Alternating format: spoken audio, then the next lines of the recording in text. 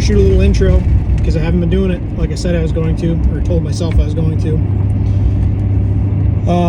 It's coyote trapping season. So this is my first year in Wisconsin trapping coyotes. I got my trapper education all buttoned up, did the online course, and I kind of enjoyed doing this little video for myself when I was hunting bears. And I didn't really finish that out because I got so busy doing boats, and I didn't really finish out my bear video. So turns out didn't kill a bear, but that's okay because the statewide harvest was down from like 40% in my zone, 40% success rate, down to about 16. So it sounds like a lot of guys didn't.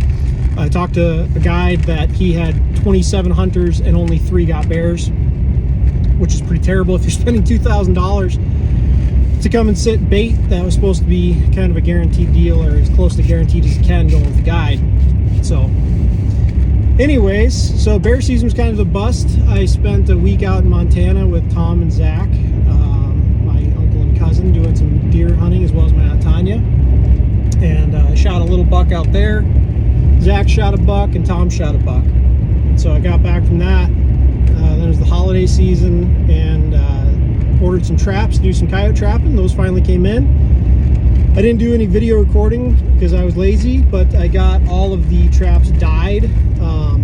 I went through Murray's Lures, I believe was the name of the company, and got all my dye and traps from them. So I'm using Duke 650 Pro Series offset jaw. I'll show you kind of an overview of what I'm doing with the traps.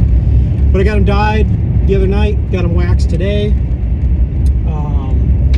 Other than that, yeah, I'm gonna get these sets out. I was just looking, there's a farmer here that I didn't realize had sheep, so he might let me trap some coyotes off of his land. I bet you he would. I'm gonna come back to that guy. But anyways, yeah, I'm gonna get a couple sets out. Put a couple sets out there at Big Chief where I was deer hunting earlier this year and bear hunting.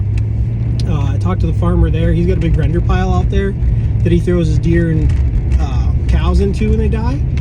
And so I put a couple sets on this little bottleneck in between the 2 fields that I think will be pretty good. So I put 2 sets there, and then a little ways down the road in that field, there's just like 3 lone hay bales. And so I put in a blind set there with just a scent post set.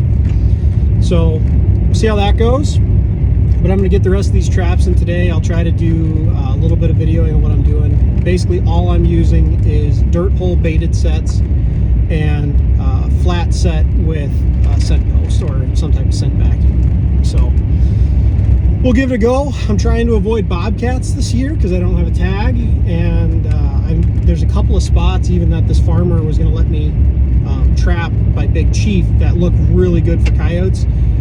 It's kind of right on the edge of this big marsh, but I'm thinking that it's probably gonna be really good for cats too. And so I really don't want to educate a bunch of cats or have to deal with releasing them. So I'm heading down here towards the holler where I was baiting for bears, and that farmer did not give me permission to do leg holds because they have pets out that are the families, because it's multiple families that farm that dairy.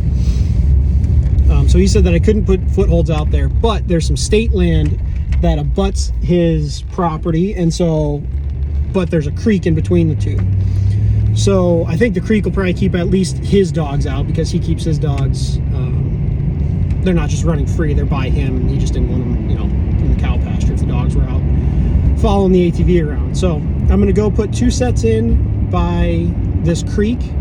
I have pretty high hopes for that spot. The creek looks really good.